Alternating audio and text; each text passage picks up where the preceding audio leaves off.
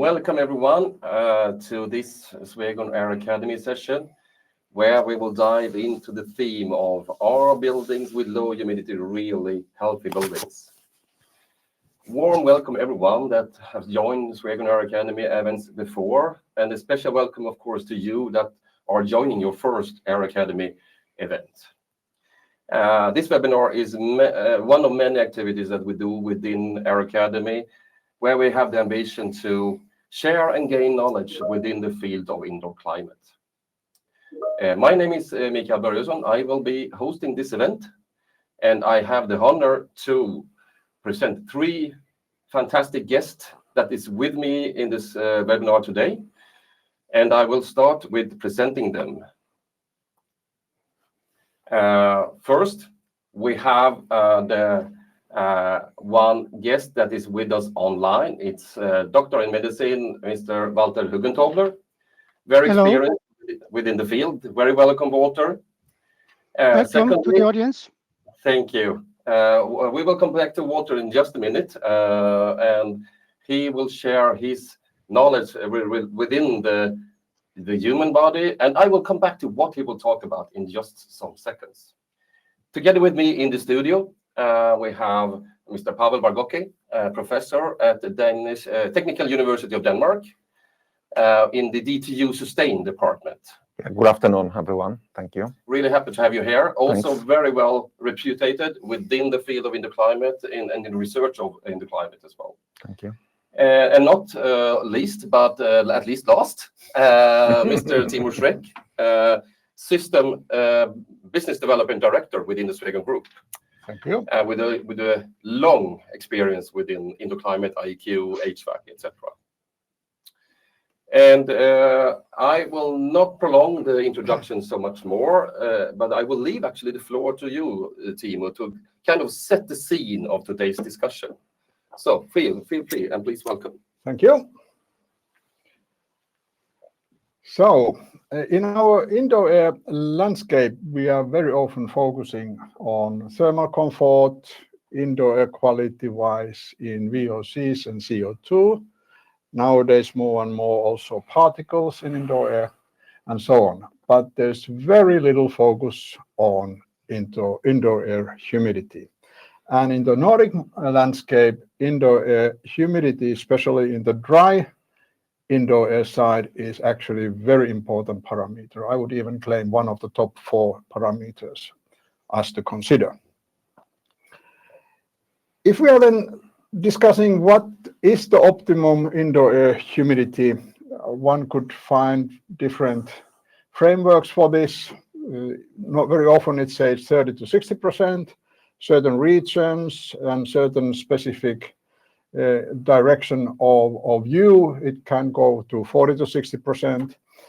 In general, one could say that there's a kind of a consensus that under 20% relative humidity, we are in an uncomfortable dry air.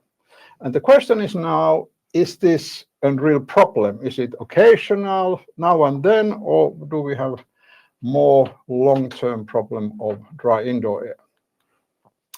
If we are looking at it from the physical perspective, those who know Mollier diagram can read it quite easily from the Mollier diagram, but in general, we can say that as quickly as we are under the 0 degrees, we are falling in normal ventilated buildings. Let's address well-ventilated buildings. We are coming down to 25%.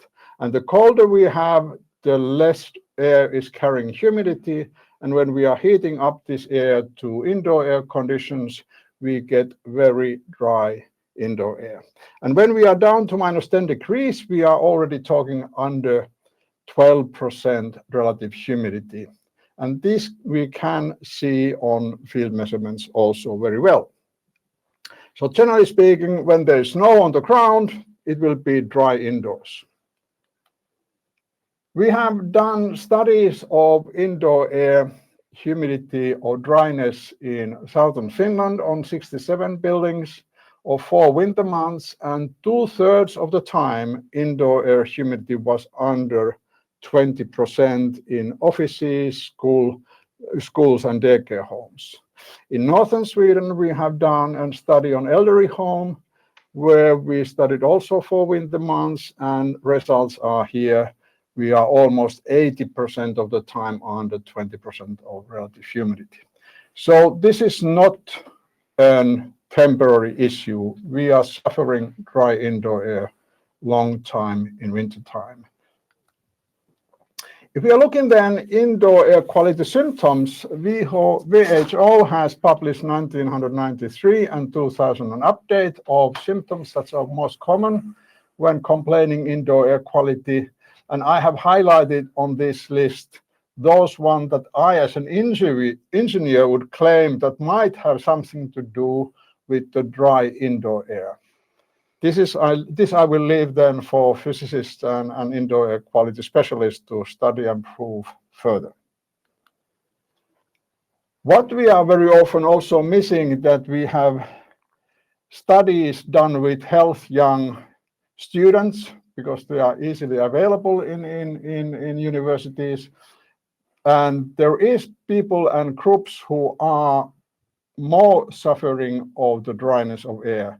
It can be age-related, where elderly people. It can be health-related, with asthmatic people or atopic skin symptom people, and occupation-related issues also. We know already today that singers and theater people are awarded already an humidity-controlled indoor air. But one big group of complaints in wintertime is school teachers, and they are talking very much during the day. So the vocal cords are suffering most rapidly of this dry indoor air. So Dr. Nazarov has said once upon a time that minimizing indoor emission, keep it dry and ventilate well, protect from outdoor pollution would be the key for good indoor air quality. But I'm challenging here now how dry it can be. I believe it should not go underneath 20-25% of relative humidity. And now I leave the word to next. Yes, thank you, Timo. I just want to explain to the viewers that we will have two following presentations, one from Walter and one from Pawel. Then Timo will come back with some kind of closures of the subject. Then we will enter into a discussion format for this webinar. You are much appreciated if you send in questions, thoughts, kind of comments to the presentations. So we can have some kind of more interactive debate or discussion within the webinar as well. We plan to round this up roughly within 1 hour from the start of the transmission. But we will see where we end up. We have a talkative guest today, so I guess it could be some interesting debate as well. So by that, I will leave the floor to Walter, and we are, of course, or I am an honor that you will participate in our webinar. We realizing, I think, from the industry point of view, that we need the medicine expertise within this discussion around dry indoor climate and how that actually affects the body. And I think, or I can actually already reveal, you will talk about the human body, and especially I think you will talk a little bit about the nose and the connected kind of human surroundings around that.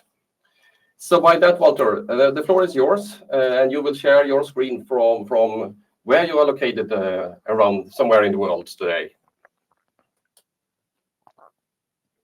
Hello, dear audience. Can you see my screen and can you see my pointer? I guess, yes. Yes. Okay. My name is Walter Hugentobler. I'm a physician and a retired family doctor. For 30 years, I have been studying the impact of indoor air quality and indoor climate on human health with a focus on air humidity. The last 5 years, I have been a guest member of the Lab of Atmospheric Processes and their impacts at the Technical University of Lausanne in Switzerland. Humidity of ambient air has a major impact on human organism as a whole. This goes from mental performance to indoor microbiome. But the most and the strongest impact humidity has on our outer and inner surfaces, that is to say, eyes, skin, and upper airways. It is very important to realize that pathogens that cross the epithelial barrier are the decisive first step for nearly all exogenous diseases.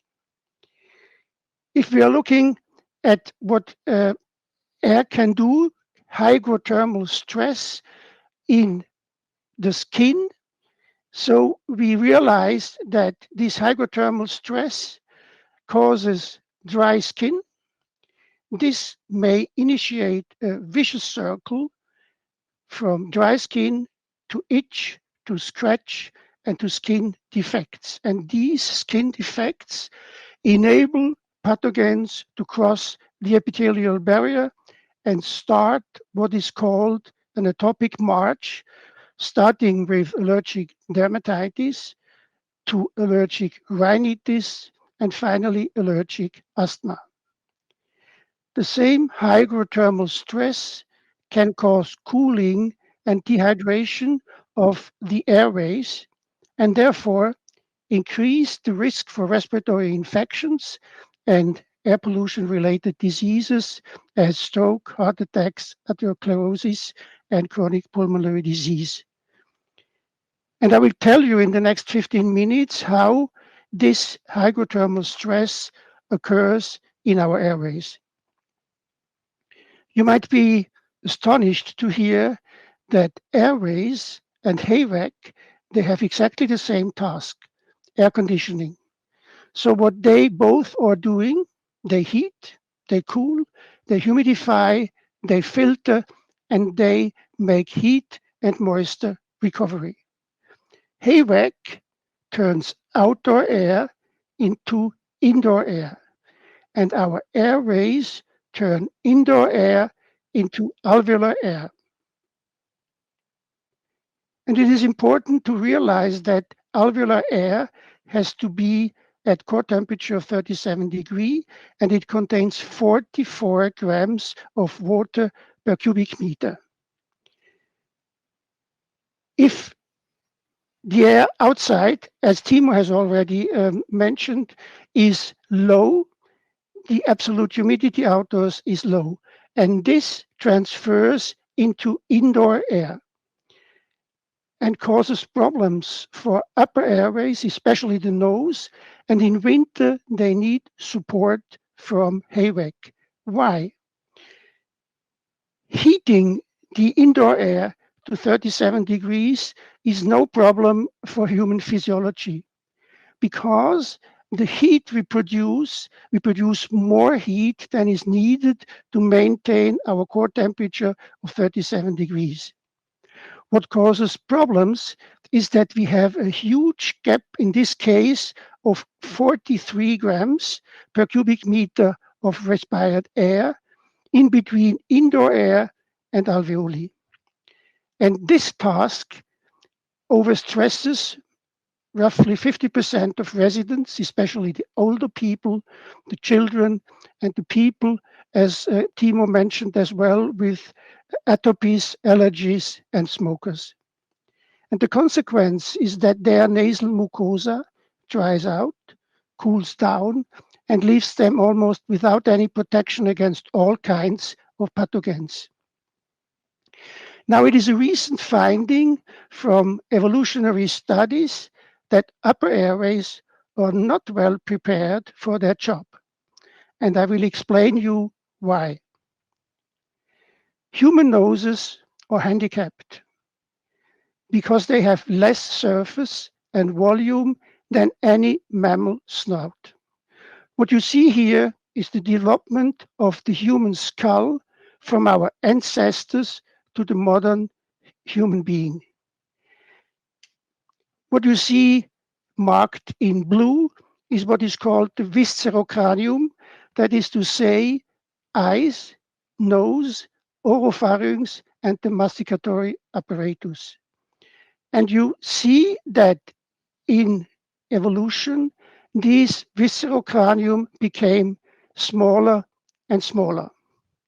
The reason is that the so-called neurocranium, our brain, became heavier and increased in volume and forced the viscerocranium to become miniaturized and move below the frontal part of our brain, so that these trends resulted in the typical flat human face.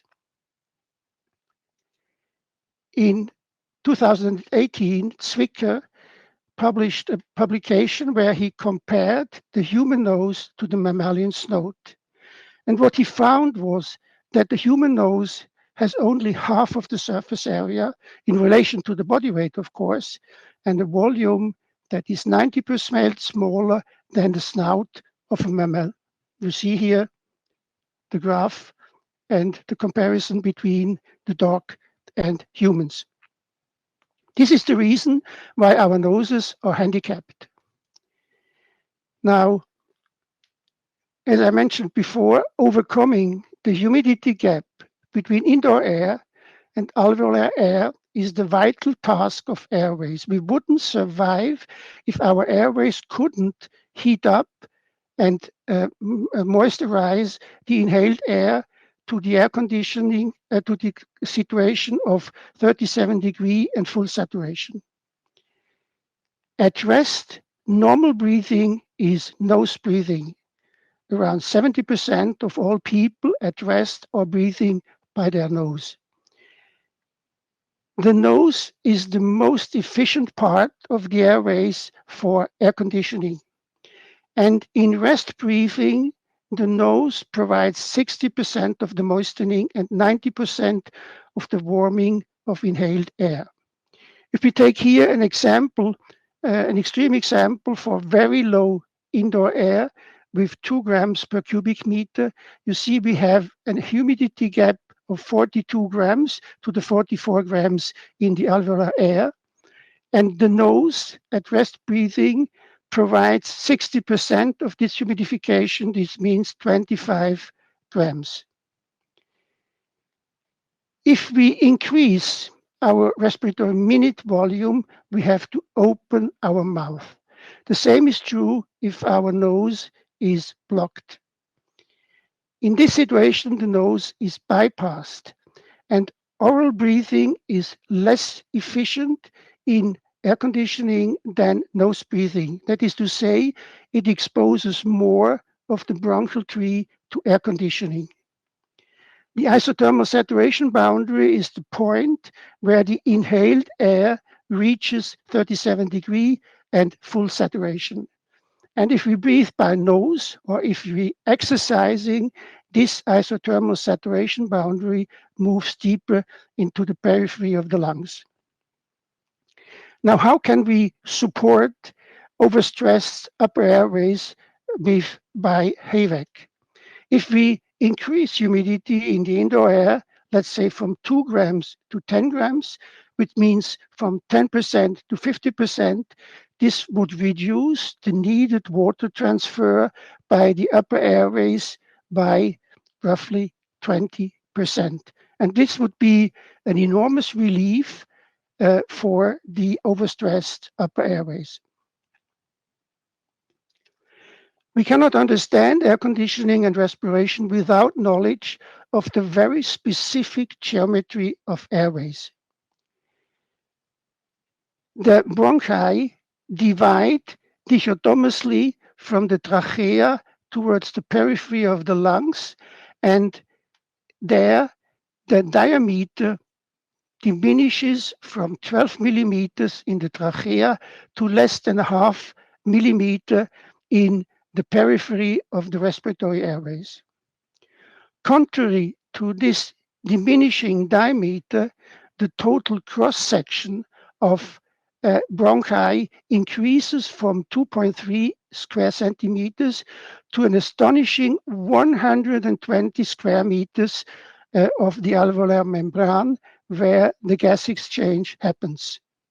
And this enormous increase of surface is the reason why our lower airways are capable of overcoming the huge humidity gap. They guarantee that air exchange is always possible. They don't have a problem with low humidity. They have a problem with very high exercising. Now the situation in upper airways is different. Upper airways have an individual and very complex geometry. And the surface area of the nose is a modest 200 square centimeters. And because airflow at rest is already 250 milliliters per second, this means that the velocity of the airflow goes over 3 meters per second in the 4 bottlenecks we have in the upper airways. The lowest, smallest cross-section area, the nasal valve, has a cross-section of only a little bit more than a half square centimeter. Therefore, at these 4 bottlenecks, we have high pressure drops, high velocity, and high shear forces. And this is the reason for example, dried out nasal mucosa, very often bleeding, a dry throat, and a hoarse voice in these 4 bottlenecks. These bottlenecks have an impact, as I said already, on shear forces and therefore as well on the latent and sensible heat flux, and therefore on the temperature of the mucosa and on the water flux of the mucosa. You see here 3 graphs and 3 color scales. The first one shows that velocity of the airflow may go over 3 meters per second. The second one shows that, and in this area with the high shear forces, we have temperature that goes around or even below 30 degrees centigrade. And we have very high water flux.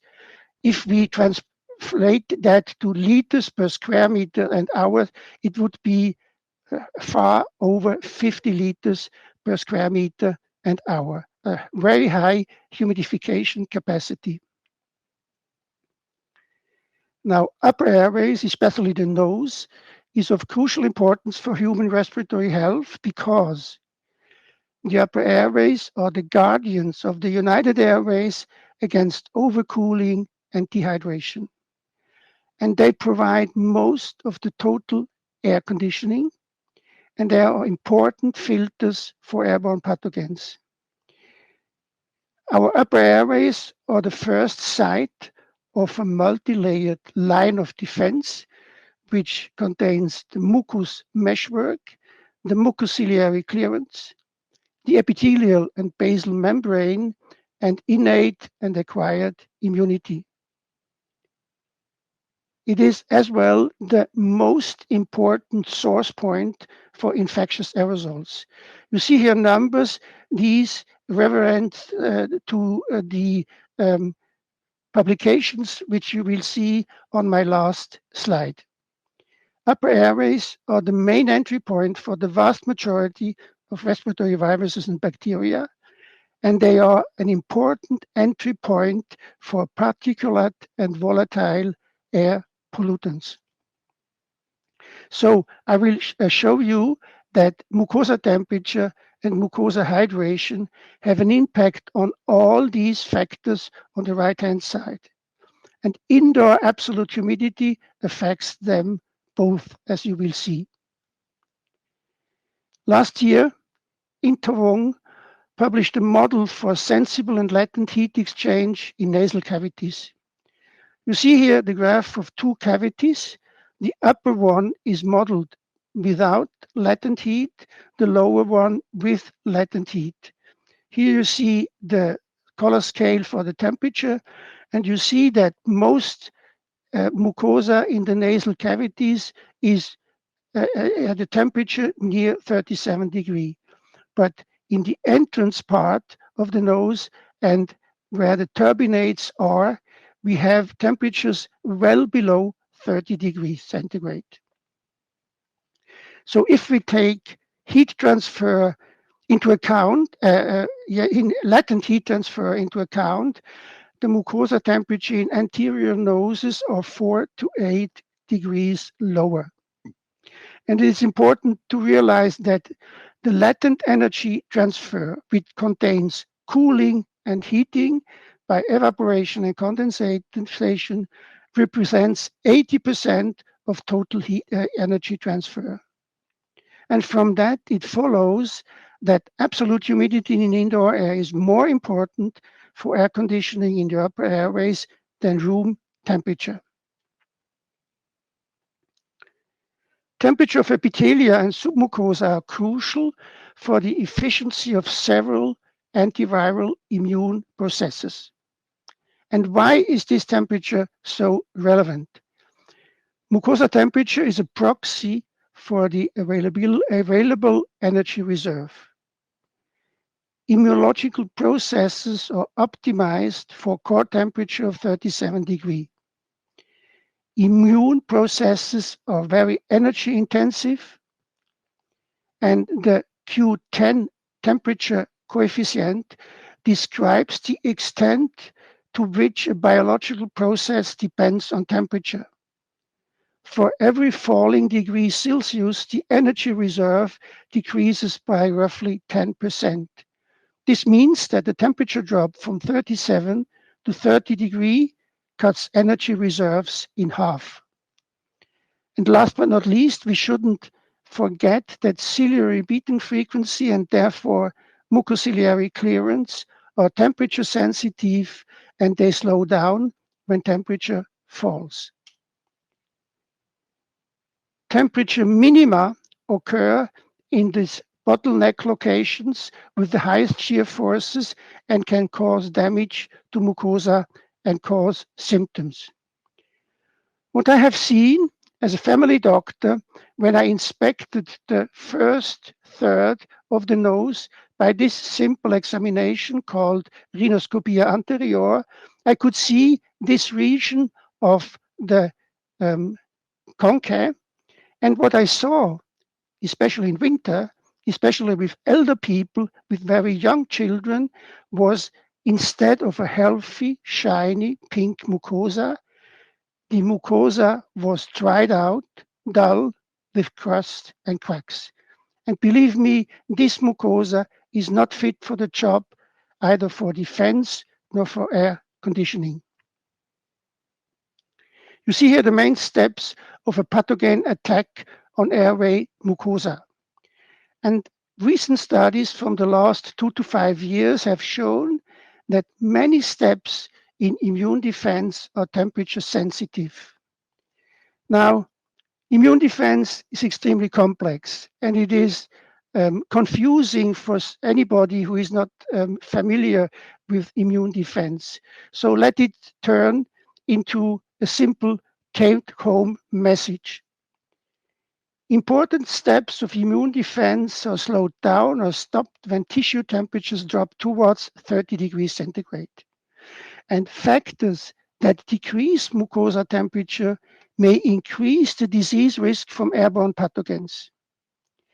Low absolute humidity indoors is an important factor because of the related evaporative cooling and dehydration. So coming back to the question on the first slide, are buildings with low humidity really healthy buildings? My answer is no, for the 3 main reasons. Human noses suffer from an evolutionary handicap, their reduced dimension in favor of our brain capacity, and we should use this brain capacity to help our noses because of their handicap. Noses of elderly people and those with concomitant diseases are overwhelmed when absolute humidity is low. And low absolute humidity reduces the defense of our upper airways due to reduced mucociliary clearance. overcooling, reduced immune defense, and dehydration of the mucosa. Please take the evidence for what I have presented now from ending of the presentation. I hope that we can reconnect Walter with a better sound level later on. But I think, I hope, and if not, I think we will have the ability to come back. But I think we got the most thoughts from Walter with us already from the start now. And I would like to say thank you, Walter, for your version of how dry indoor climate actually affects us. I think at least for me, it was a new knowledge. I hope for you who listened as well. And maybe we can build on this later on, because I think we need to understand where this takes us and correlate that with engineering regarding indoor climate. And then it fits perfect actually to hand over to Pawel to talk a little bit more maybe on the research around dry indoor climate and what message you would like to send to an audience within this kind of theme. So Pawel, the floor is yours. Well, thank you, Mikael, and then thank you, of course, to Walter. I don't know whether I should add anything here now, or maybe we should go to the concluding remarks, because I believe that was a wonderful presentation of the physiology that to many of us is completely unknown and very difficult to understand. I understand also that there is very little research that has been done, because it's not easy to make such a research. And often we engineers do not read, or indoor climate specialists do not read the medical journals to that extent to understand the processes that are occurring there. But I think with Walter on the team now, we are better, equipped to understand those processes. So as I understand from Walter, there has been some research, there is need for more research, and so I will try to summarize what we have very briefly, what we know about the effects on the low relative humidity, or basically dry air, as it is called often, or perception of dry air on humans, as it is reported in the scientific literature. From the when we are exposed, so how people perceive it and what the effects have been observed. And I just want to say that I will basically summarize the research that has been done on this without giving any of my opinion, and maybe to the end of my presentation, I'll try to present my opinion on this. So it is not my opinion, but I'm just present some of the research that has been published, and some of the research that actually formulated opinions about the need for humidification, no need for humidification, and so on. So I'll try to answer this question: do we have sufficient evidence for supporting solutions needed to avoid low relative humidity? And I'll give the answer to this question at the end, so please stay with me. So before I go to the research results, I want to say that there are very few standards and recommendations that basically require humidification or provide the guidance regarding humidification. One of them is the standard EN 16798, which is actually a standard for calculation of the energy performance of buildings. So these are the parameters that you would have to assume when you calculate the energy performance, or you try to establish the actually model energy performance of a building. And then they provide the categories for when the humidification should be needed. And depending on the category of the building, indoor environmental quality, and the lowest category is category 3, where the humidification is needed when you have a 20% humidity. And then when for the highest category is humidity should be 30%. So if this is below, if you have a category 1 and you have below 30%, then you probably should humidify. But basically, if you are the low or the moderate, then in many cases, we will be still below 30%, and then you will not need to humidify. But also, it's recommended to limit the absolute humidity to 12 grams per kilogram.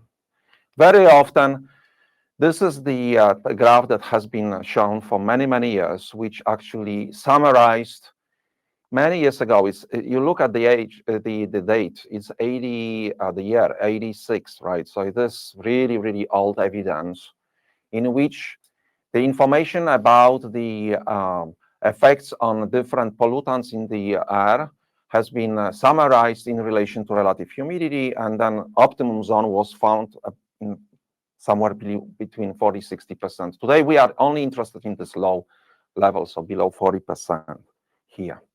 So this is what we know and often is very much referred to. So now the question is, there are two questions that I would like to address. One is the dry air as reported as a low relative humidity, and then dry air as it is perceived to be dried by humans. These are two important terms and ways of how we can define dry air. So first we look at the low relative humidity. So dry air as when the humidity is low, relative humidity. And I will look at different responses of humans. And one is the perceived air quality, a perception of the air quality is how we perceive air quality depending on the humidity. When the humidity is lowering, there will be no effect on negative and no positive effects. I mean, the humidity, basically there will be no effect on increased percentage of dissatisfied. So there will be no negative effects on perceived air quality when the humidity is low. With respect to physiological responses, probably the study of Anderson from 1974 is mostly referred to. This was the study in which they exposed students to high and low humidity. We are talking about 50% and 9% relative humidity. And then actually they were leaving, and then also 50%, and then they were staying for a long periods in those conditions, and they were not able to identify any problems on the mucociliary clearance that actually Walter was referring to. So he basically, the study indicated that there is no physiological need for humidification. So basically they were not able to show that. However, in the report that was published by the Swedish Building Research Institute, there is a personal communication to Dr. Ip Anderson by Professor David Wyan, when he actually reanalyzed some of the results, and he actually showed that there was a marked decrease in mucus flow rate as the humidity decreased, leaving the question of the effect of humidity on the mucociliary clearance open. Then what about other physiological responses? In the beginning of 2000, we performed a study in our group in which we tried to look at the effects of low relative humidity on different responses of humans, among others, physiological responses.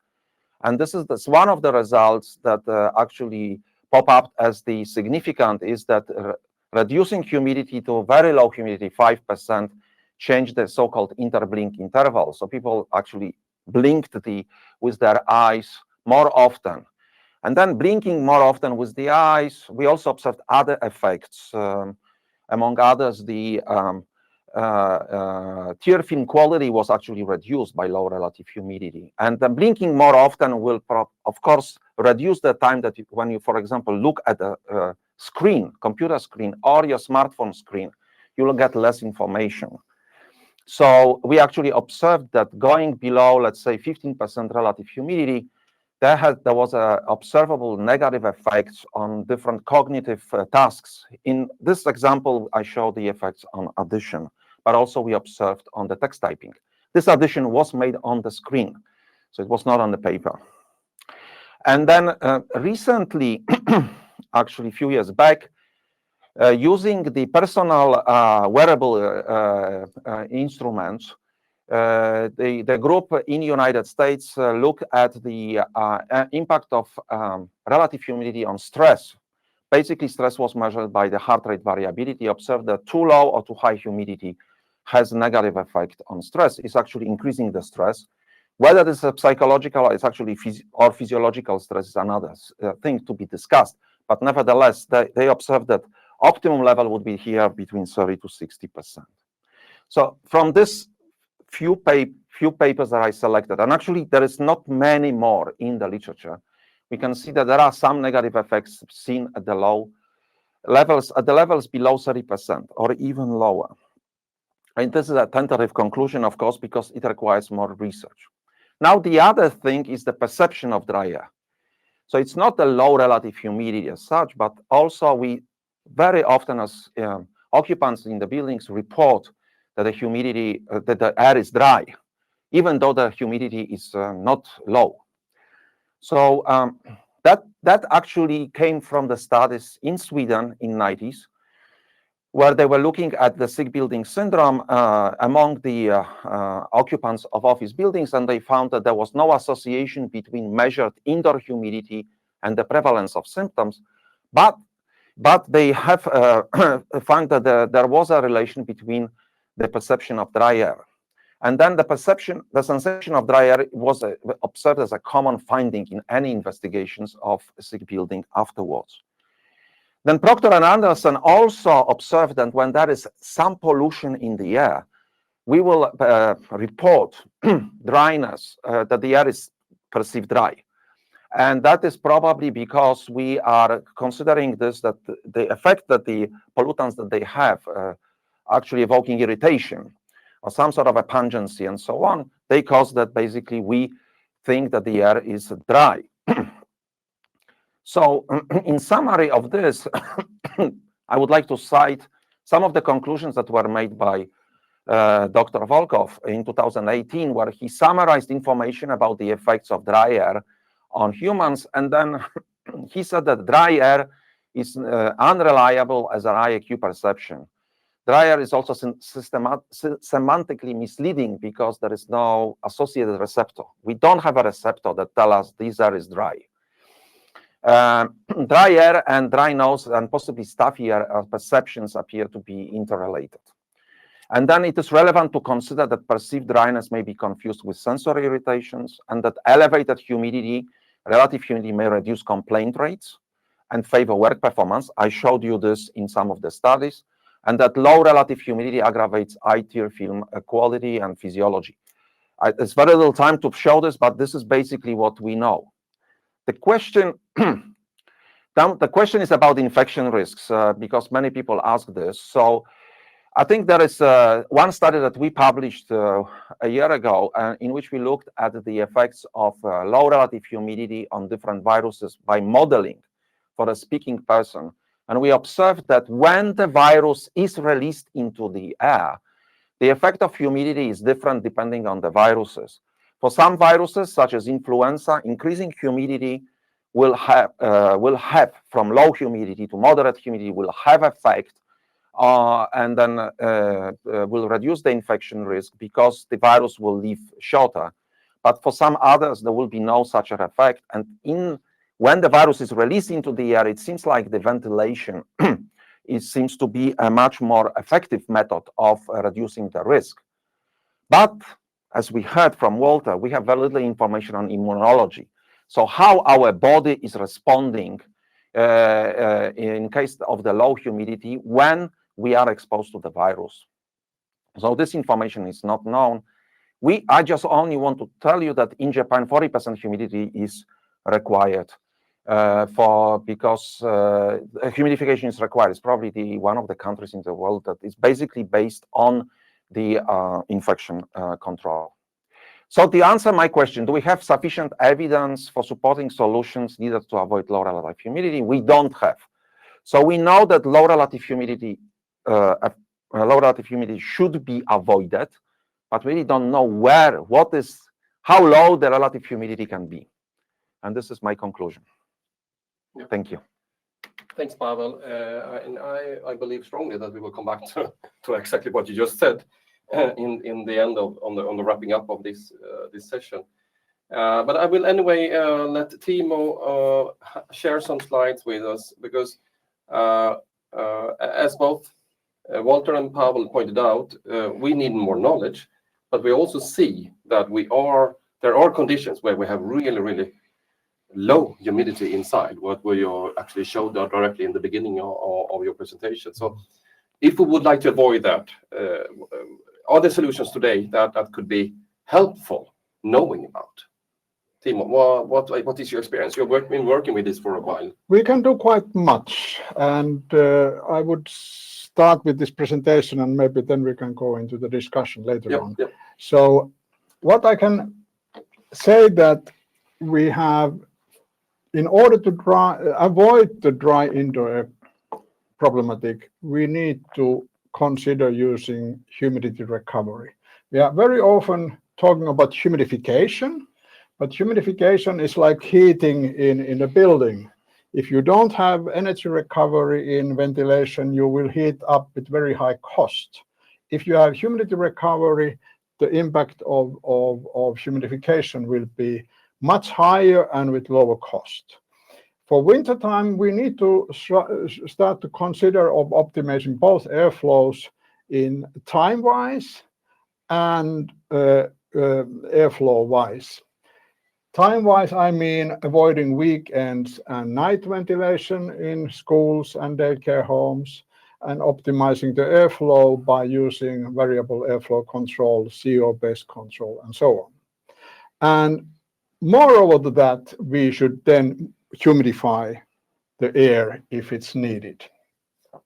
And we can also use alternative humidity sources. So we kind of need to start to think as economy of humidity in wintertime. What can we do with modern humidity recovery equipment? In rotary heat exchangers, which is very established in Nordic countries, we can coat the aluminum foil with absorbent, and that brings the humidity recovery efficiency up to 70–90%. In Nordic conditions, 70–80% recovery rate is with dimensioning airflow, not the problem. And if the airflow is, let's say, half of it, it can go up to 90%. And this magnifies the impact of any humidity resource 3 to 10-fold. So we can really get the spin-off of any activity we do in order to increase the humidity in the dry building. And this also delays the drying process in autumn and mid-seasons in winter also, if there is a little bit warmer periods of winter time. And one could say that humidification without humidity recovery is really poor waste of energy. I would really ban it, because that is really the case. Humidity sources, we can use, of course, traditional humidifiers. This presentation is not trying to go in details on that, but we have also green walls. We can home use laundry for humidification. Anybody feeling home dry, start to dry the laundry indoors, and you will get clear improvement both on VOCs and humidity levels in the building. And we can also use natural materials indoors to buffer humidity in walls and textiles. We have done quite some tests of different types of humidification sources. We have used in our Malmö office and traditional green wall, and in our Gothenburg sales office, green wall of modular type. And here some thumb rules for how much you would need. 2 to 4% of floor area would be adequate to increase the humidity, 5 to 10% indoors with the traditional unit. And this kind of model, it's company Nava who is doing it. You can use one model for 60 to 140 square meters floor area. The more north you are, the more units, of course, you need. We have done in the very northest part of Sweden test of humidifying our own sales offices. With those frame data, we have 120, 160 square meter offices with exchange rate 1.2 to 2 exchange rates per hour, so very high airflows. And we can see that for one winter, we needed only 15 to 30 euros per person occupying the space humidification cost when we have high efficiency humidity recovery. So humidifying or controlling the humidity to 25-30% can be done extremely reasonably cost, and the cornerstone of this is humidity recovery, which is very low cost when we do it in design and installation phase. It is totally marginal cost in relation to air handling unit. It will be much more difficult to do it afterwards if the unit has been already delivered. And if you have humidity recovery, then all activities starting from personal and central humidification equipment, plant walls, and all the others will have a very positive impact on this water balance of the building. So I think that was all I have to say about this topic at this stage. Thank you, Timo. Thank you. It's really interesting to hear that what you're saying. Thank you all three. I realize in time is really running quick, and it's been extremely interesting to listen to you. If I challenge you, all three, if you can say one thing that we should take with us back when we go back to what we're doing as a traditional business, or if I'm working as a researcher or designer, what should we bring with us? What is the clue, the claw, so to speak? Who should start? Should we give the word to Walter, because he's online. Yep. Yeah. Okay, thank you. I would advise to talk more about absolute humidity and less about relative humidity. Yes. Absolute humidity is decisive for airways. And one thing that many people are talking and thinking, that heating is reducing air humidity. This is simply wrong. The absolute humidity stays the same. What we do when we heat, we increase the humidity, the humidity gap between. We increase the relation to absolute saturation, and this is an important value, but not the decisive one. And concerning the limits, I would as well say, in my opinion, every gram and every percent relative humidity you increase is better than nothing. But I still think that the 40% relative humidity, or if we talk about absolute humidity, 7 to 8 grams per cubic meter, is what we should target at least. Interesting. All right, so we go with research. So I think we should be, I mean, if you're listening to me, I think we haven't had a good research on humidity in the last many years. So I think humidity came back during the COVID-19 pandemic as one of the methods of reducing the risk.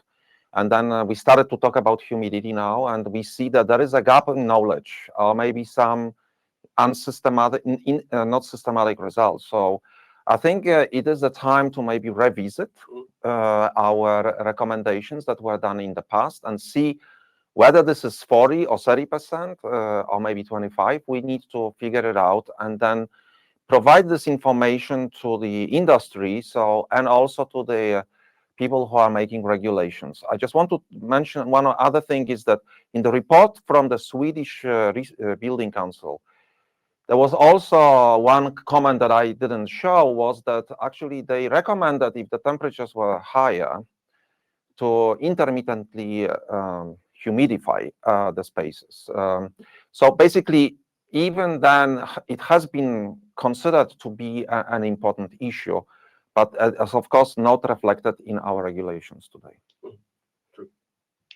Timo. So, Timo? My kind of takeaway for listeners would be that when there is snow outdoors, it will be dry indoors. And if you start to follow this, you will be starting to be specialist of this topic.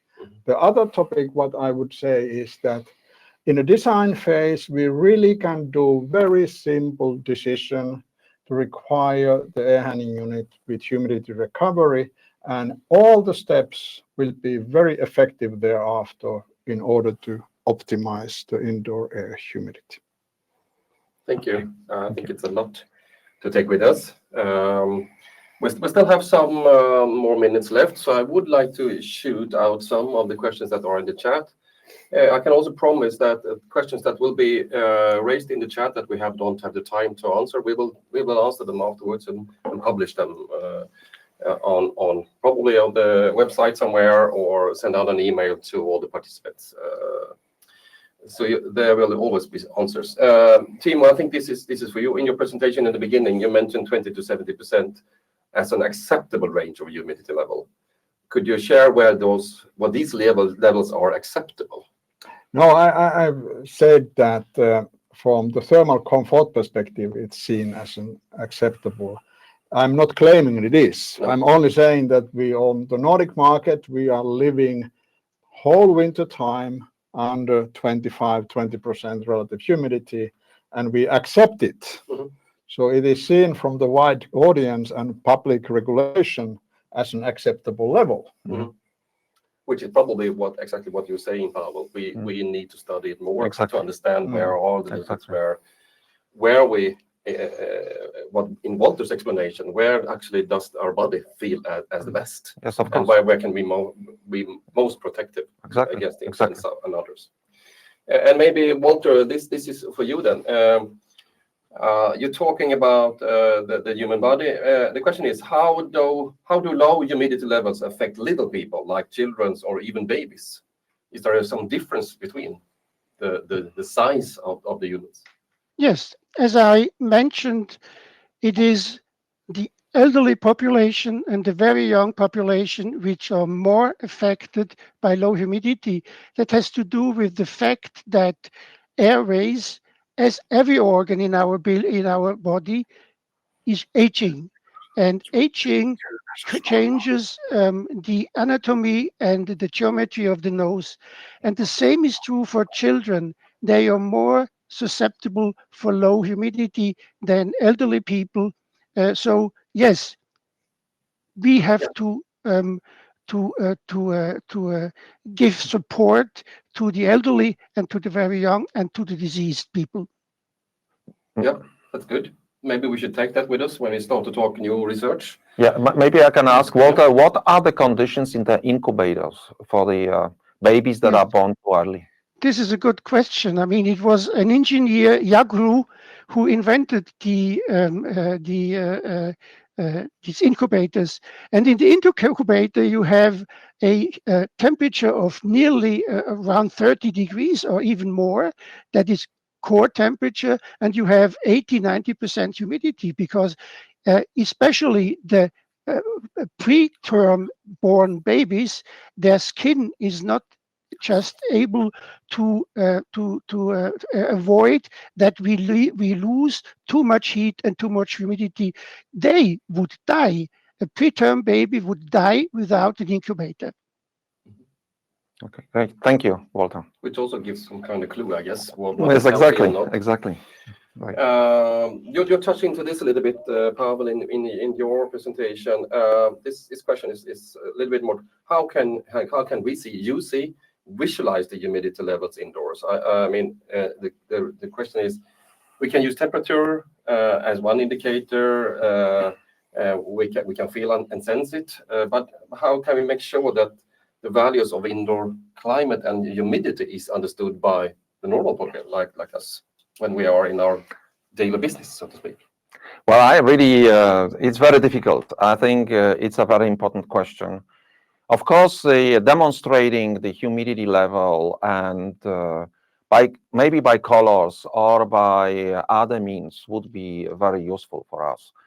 I think providing people with the information of 30 or 20% or 25 may be very difficult for many of us to understand. And also 25, as actually Walter said, 25% would be different, when you have a different absolute humidity.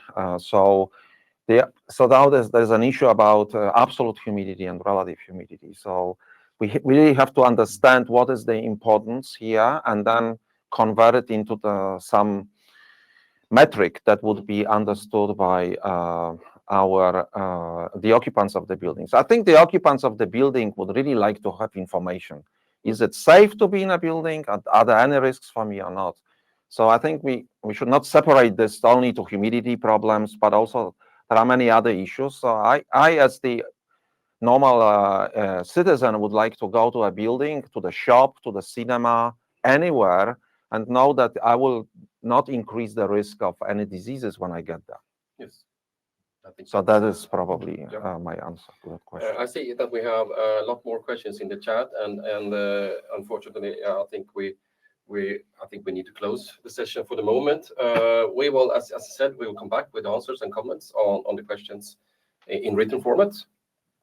So back to you, all our listeners. I hope you have gained and that you have felt that you're enhancing your knowledge kind of tank and get some new ideas and maybe some new insights.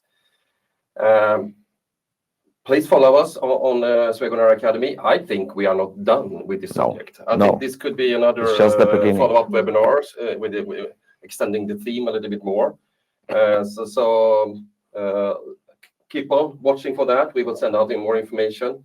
The recording will, of course, be available on our website if there have some colleagues that you think should see this, or if you, as probably I would, need to see it again to really find all the facts that was presented. And that from us in the studio, Walter, you with the digital format, I think we will say thank you for listening and hope to see you soon again. Thank you. Thank you. Bye-bye. Thank you. Bye-bye. Bye-bye. Bye-bye.